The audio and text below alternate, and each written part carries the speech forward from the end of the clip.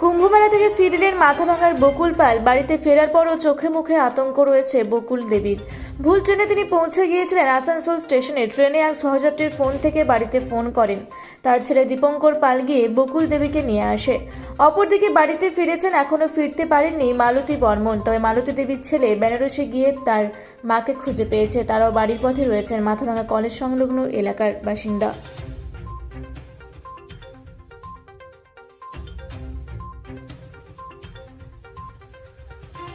আমার মা গেছিল কুম্ভ মেলায় গত 26 তারিখে।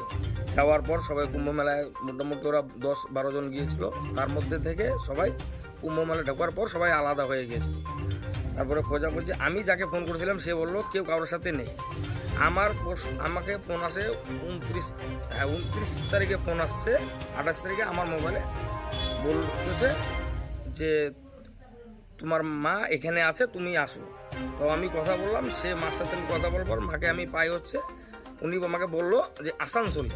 তারপরে আমি এই পরশু দিন আগে পদাতিক ধরে বর্ধমানে নেমে আসানসোলে গিয়েছিলাম পরের দিন, মানে গতকাল বৃহস্পতিবার। পরে সেখানে গিয়ে মাকে পেলাম।